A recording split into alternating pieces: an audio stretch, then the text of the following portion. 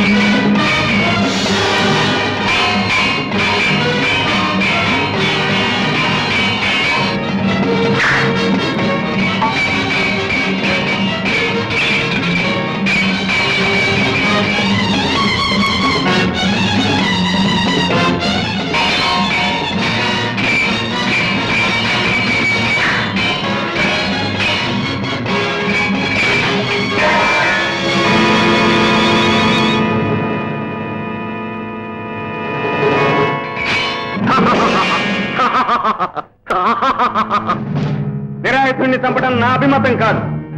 ఈ జగ్గడికి మరొక అవకాశం ఇస్తున్నాను. కత్తివ్! శభాశ్ర బిడ్డ, జగ్గా!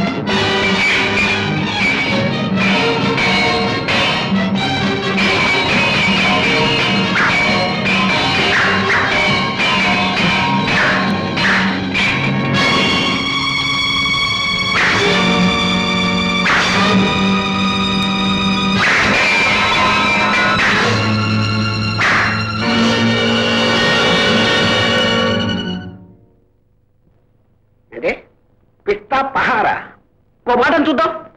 మూతి మీద కొడతాను. మూతి మీద కొట్టానంటే మూతి ముఖం అయిపోతుంది, ముఖం మూత అయిపోతుంది. మా సత్యంబాబు మంచాడు కాబట్టి ఇంతతో వదిలేశాడు.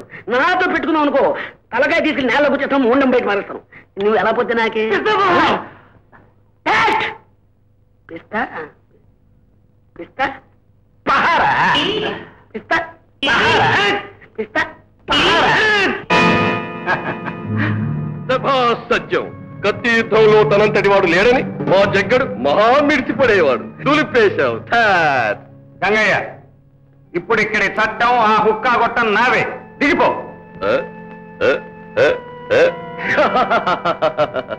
సాహసి సబబే, కాని ఇన్నేళ్లుగా ఇక్కడ పెద్దరికం చెలాయిస్తూ వస్తున్నాను. సులువుగా వదులుకోను లేను. రా, ఓ చెయ్యి నాతోనూ కలుపు.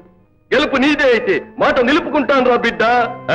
వయసు మీరిన వాడి నీతోనా? ఏ జంకిపోయావా?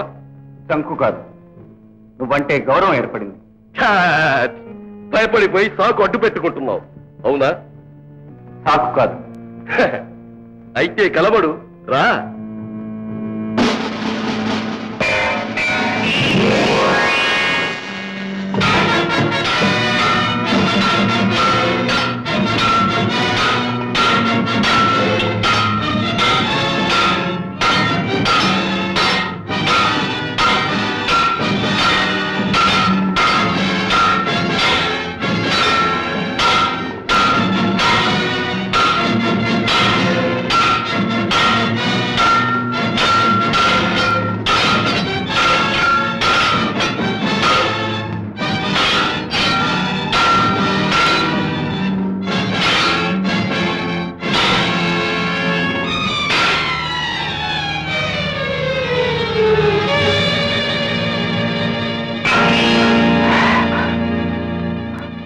నువ్వు మహాబలశాలివి గంగయ్య.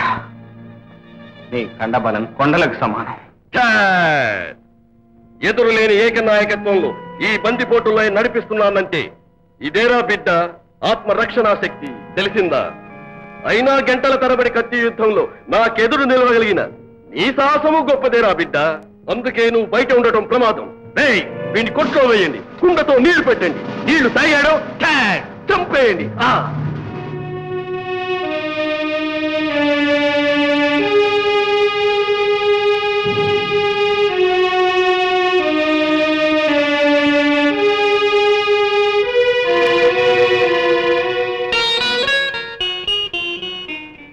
ఈ అబ్బులు గడి ఏంట్రా ఏకు మేకయ్యాడు? అవునరా, నిన్న కాక మొన్న వచ్చి నీ పొట్టివాడు మెట్టలా తయారడురా.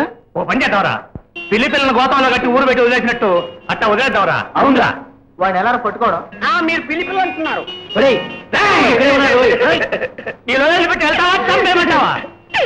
తల్లి తండ్రి లేని వాళ్ళని మీ అందరినీ అన్నదమ్ములు అనుకుంటున్నాను కదా, వాళ్ళందరినీ అప్పగిళ్ళు అనుకుంటున్నాను కదా. ఏదో పిల్లి పిల్లలు సంచిలో కట్టినట్టు ఊరు బయట పారేస్తారా? అవును, ఓ ఏనుగు ఉంటే అప్పిస్తారా? పాలు పితుక్కుని మళ్ళీ ఇచ్చేస్తా.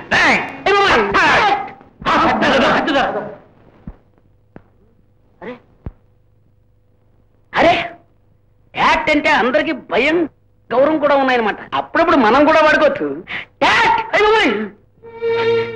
ఎంత మంచి పాదాలు, నొక్కినా పర్లేదు. ఎందుకు అబ్బులు ఏడుస్తున్నావు? హాయిగా తిని తిరగమన్నానుగా. ఏం లేదు పెద్దోరా, మీరు మంచివారే, కానీ లోయలో మనుషులు ఇలా మారిపోతున్నారు ఏమిటా అని. అన్నం తింటుంటే పుళ్ళు, పడుకుంటే సింహాలు, నడుస్తుంటే ఎలుగుబంట్లు. బాధ. నా లోయలో పులులు, సింహాలు, ఎలుగుబంట్లు ఎక్కడిరా? అలా కాదు, మనుషులు జంతువులుగా మారుతుంటే ఎంత బాధగా ఉంటుంది చెప్పండి. మీరు కూడా అలా అయిపోతారేమోనని పారిపోతాను.